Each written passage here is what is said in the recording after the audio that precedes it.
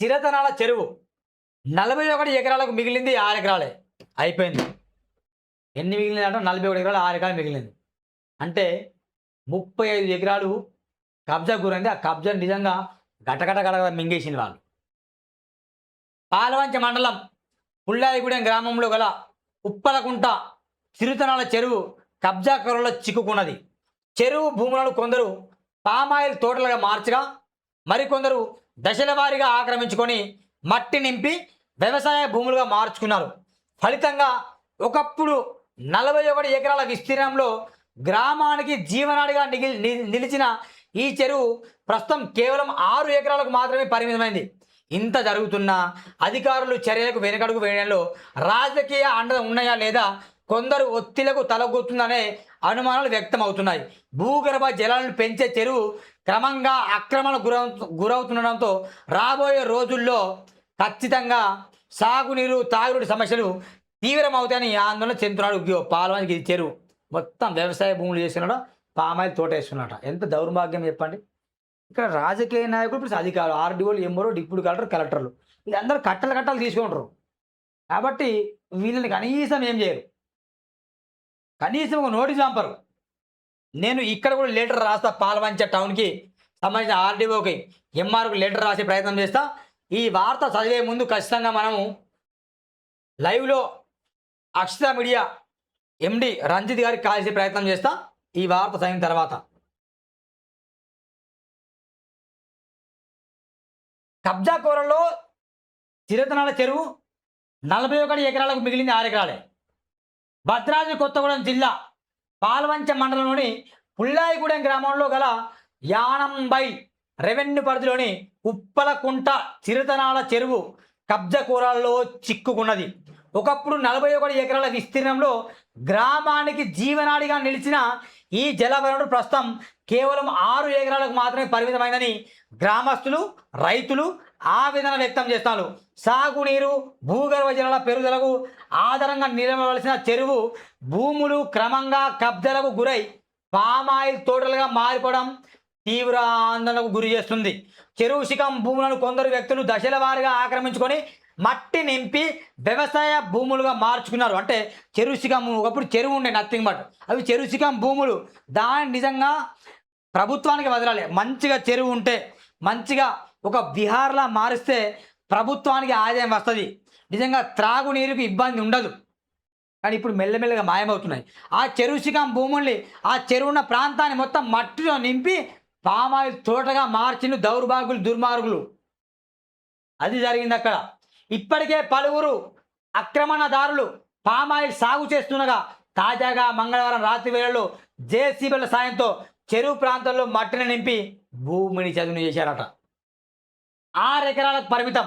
ఒకప్పుడు 41 ఎకరాల విస్తీర్ణం ఉన్న చెరువు ప్రస్తుతం 6 ఎకరాలకు కుదించగా మిగిలిన 35 ఎకరాలు ఎక్కడికి వెళ్ళాయని స్థానికులు ప్రశ్నిస్తారు. ఇది ఒక్క రోజులో జరిగిన వ్యవహారం కాదని, ఏళ్ల తరబడి కొనసాగుతున్న అక్రమాల ఫలితమేనని చెబుతున్నారు. ప్రభుత్వ రికార్డులో చెరువుగా నమోదైన భూమిని ఆక్రమించి పామాయిల్ తోటలు సాగు చేయడం, మట్టిని నింపివేయడం, భూమిని చదును చేయడం వంటి పనులు జరుగుతున్న చర్యలు లేకపోవడం వెనుక రాజకీయ అండదం ఉన్నాయా? మరి ఈ ఉమ్మడి ఖమ్మం జిల్లాకు సంబంధించిన వ్యక్తి మరి బట్టి విక్రమార్క డిప్యూటీ ముఖ్యమంత్రి కదా, మరి పొంగులేటి ఆలేరు పొంగులేటి పాలేరు ఎమ్మెల్యే కదా, మరి ఇప్పుడు మంత్రి కదా, మరి తుమ్మల నాగేశ్వర్ అక్కడే కదా, తుమ్మల నాగేశ్వరరావు, బట్టి విక్రమార్క, పొంగులేటి శ్రీనివాసరెడ్డి, మరి వీరేం చేస్తాను? వీళ్ళు కాంగ్రెస్కి సంబంధించిన మంత్రులు ఎమ్మెల్యే కదా, మరి ఇది ఉమ్మడి ఖమ్మం జిల్లాలో జరిగిన వాస్తవమే కదా, మరి మీరేం చేస్తారు? మీకేమైనా ముడుపులు ముట్టినాయా? మీకేమైనా సూట్ కేసులు అందినాయా? మీరు సమాధానం చెప్పండి. సూరన్న మాకు సూట్ కేసులు అందినాయి అని పొంగులేటి చెప్తాడా? చెప్పమని చెప్పు. తుమ్మల నాగేశ్వర చెప్తా, బట్టి విక్రమ చెప్తా, మీరు ముగ్గురు చెప్పండి. మాకు నిజంగా బాగా కట్టలు ముట్టినాయి, డబ్బులు వచ్చినాయి, మీరు దాన్ని ప్రశ్నించకండి, మేము ప్రశ్నించాం. ఆ పని చేయండి. మీరు పొంగులేటి గారు, తుమ్మల గారు, బట్టి విక్రమార్కు మీరు చేయండి. అక్కడ ఖమ్మంలో మాజీ మంత్రి ఎవరు? పొంగులేటి మాజీ మంత్రి ఎవరు? ఆయన పేరు పువ్వాడ అజయ్ కుమార్. మేము కళ్ళ తుపాకులు వేసుకొని బయలుదేరినాం. అక్కడ ఆయన కూడా గుట్టాలను తిన్న భూబకాసూరుడు, ఆయన గుట్లను తింటాడు. వీళ్ళు పామాయిల్ తోటలు వేసుకుంటారు చెరువు శిఖం భూమిని మాయం చేసి. మరి చర్యలు లేవు. మరి కొందరు ఒత్తిడి తరంలో అక్రమణదారుపై కేసులు నమోదు చేస్తాం, విశ్వ తేజ జూనియర్ ఇంజనీరింగ్ ఉప్పలగుండ చిరుతల చెరువులో మట్టిని నింపి పామాయిల్ తోటలు ఏర్పాటు చేసి సాగు చేస్తున్న విషయం వాస్తవమే. చెరువు భూములను ఆక్రమించిన వారిపై చట్టపరమైన చర్యలు తీసుకొని కేసులు నమోదు చేస్తాం. ఇప్పటికే ఈ విషయాన్ని ఉన్నతాధికారుల దృష్టికి తీసుకెళ్లాం. సంబంధిత శిఖం భూముల సర్వే నిర్వహించి హద్దులు గుర్తించి రాళ్లు పాతం చెరువు ఆక్రమణ తొలగించి అసలు విస్తీర్ణాన్ని పరిరక్షించేందుకు అవసరమైన చర్యలు అంటే ఏం చర్యలు తీసుకోవాలండి? మీరు ఏం తీసుకోవాలి చర్యలు? మీరు చెప్పండి. చర్యలు ఏం తీసుకోవాలి మీరు? ఆ పామాయిల్ తోట ఎంత లాభం అంత లాభం మొత్తం గవర్నమెంట్కి ఇవ్వాలి. నెంబర్ 1. ఆ భూమిని మొత్తం కాపాడి చెరువు చేయాలి, చెరువు లెక్క చేయాలి. ఎవరైతే మట్టిని పూసారో వాళ్ళతోనే మొత్తం మట్టిని తడిపించాలి, తవ్విపించి చెరువు లెక్క మార్చాలి. శిక్షకు శిక్షే పరిష్కారం. మరి కబ్జాకు కబ్జే అంటే వీళ్ళు కబ్జా చేసారు కదా, దాన్ని ఏం చేయాలి? వీళ్ళే మట్టిని మొత్తం తోడి చెరువు చేయాలి. ఆ తోడిన మట్టి రోడ్లకు వినియోగించాలి. ఒకవైపు రోడ్డు డెవలప్ అవుతాయి, ఆ మట్టి మొత్తం తీసి రోడ్డు డెవలప్ చేసుకోవచ్చు, ఆ చెరువు లెక్క మార్చచ్చు. 41 ఎకరాల చెరువుని మనం చేస్తే ఎంతో బాగుంటుంది మిత్రులారా. ఇది ఖచ్చితంగా ఖమ్మంలో ఉన్న నా మీడియా మిత్రుడు ఆయనకు కూడా కాల్ చేసే ప్రయత్నం చేద్దాం. ఆయన ఏం చెప్తారో ఆయన వర్షన్ వినే ప్రయత్నం చేద్దాం. అక్షిత మీడియా CEO తను.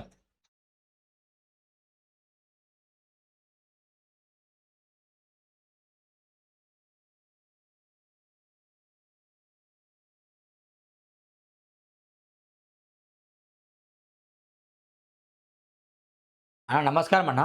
హలో అన్న నమస్తే అన్న. ఒక రిక్వెస్ట్ అంటే మీరు రింగ్ టోన్ పాటలు పెడితే మనకు కాపీరైట్స్ పడతాయి అన్న. రింగ్ టోన్ పాటలు పెట్టదు, ఓకేనా? Next time.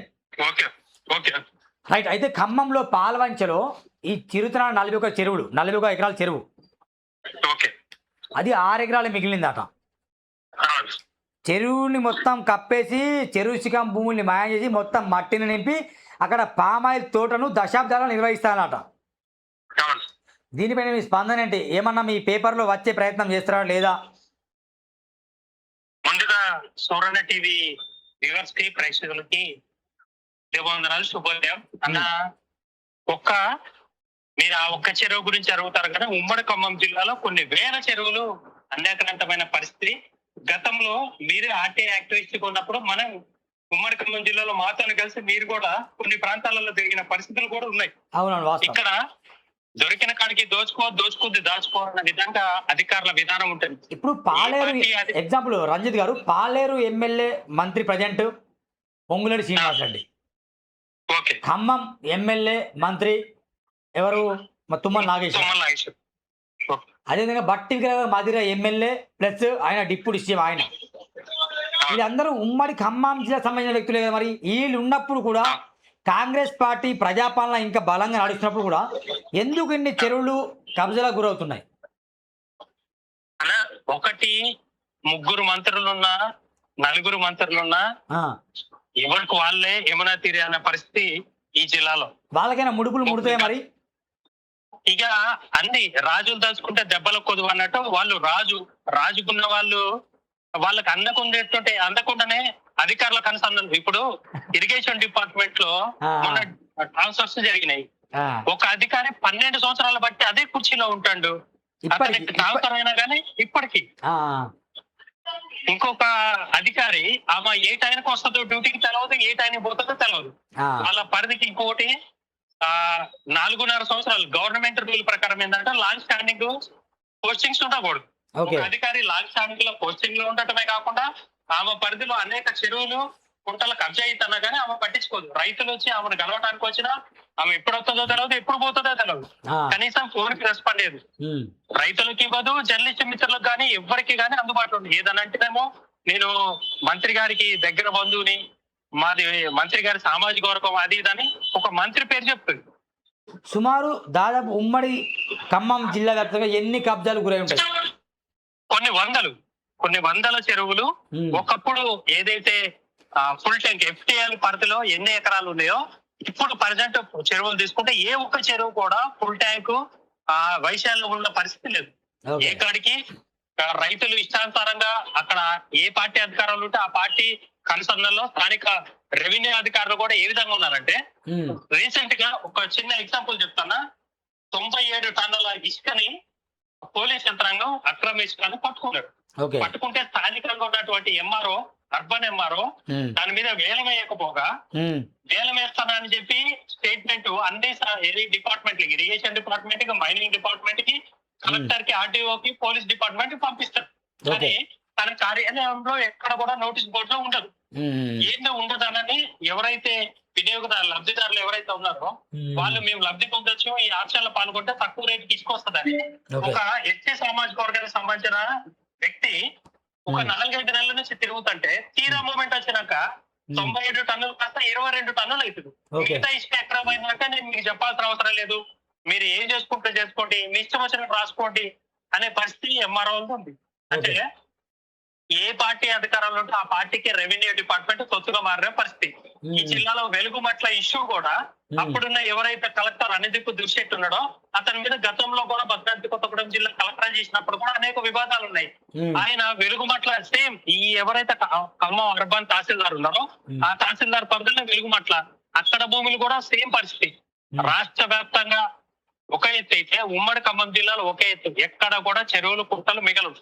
ఎందుకంటే ఇరిగేషన్ డిపార్ట్మెంట్ లో పనిచేసే అధికారులు ఎవరైతే ఉంటారో వాళ్ళు హై స్థాయి అధికారులకి, ఈ రెవెన్యూ డిపార్ట్మెంట్ కి సంబంధించిన అధికారులకి, రాజకీయ పార్టీలు తొత్తుగా మారి ఒకవేళ మీలాంటి వాళ్ళు మాలాంటి వాళ్ళు ఎవరో ఒకళ్ళు స్పందించి పలానా చెరువు కబ్జా అయింది కానీ దాని మీద కథనం రాసి దానికి ఎక్స్ప్లెనేషన్ కోసం వెళ్ళినా కనీసం అందుబాటులో ఉండరు.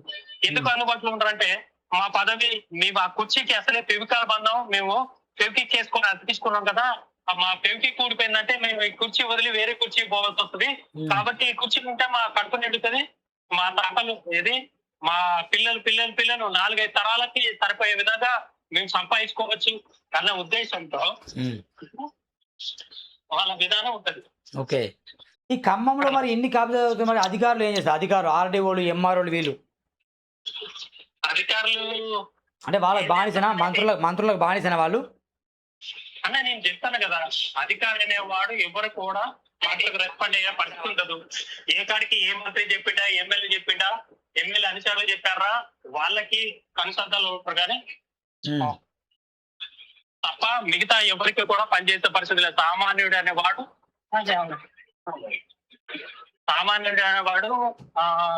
ఏమైనా లబ్ధి పొందాలన్నా ఇరిగేషన్ డిపార్ట్మెంట్ కి సంబంధించి ఎలాంటి అవసరాలైనా కానీ ఇరిగేషన్ నుంచి వచ్చే బెనిఫిట్స్ అదే రంజిత్ ఒక పని చేద్దాం. ఖచ్చితంగా ఖమ్మంలో గతించిపోయిన కబ్జాలు ఉంటాయి, చెరువులు ఉంటాయి. ఆ చెరువులో మన సూర్యన టీవీ బృందం కూడా వస్తుంది. మాతో కలిసి మీరు జర్నీ చేస్తే మా అందరం కలిసి కబ్జాలు వెలికిదిద్దాం.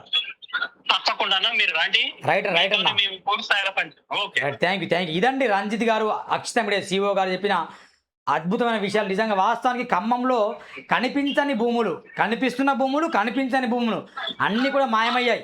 తుమ్మల నాగేశ్వరరావు, పొంగులటి శ్రీనివాసరెడ్డి కావచ్చు, బట్టి విక్రమార్ కావచ్చు, బడా నేతలు, ఎమ్మెల్యేలు, మంత్రులున్న ఈ ఉమ్మడి ఖమ్మం జిల్లా నిజంగా కబ్జా కోరులోనే ఉందని వాస్తవం ఆయన చెప్పిండు. ఆయనతో కలిసి జర్నీ సూర్యన టీవీ ఎల్లప్పుడూ ముందుగా ఉంటుంది మిత్రులారా.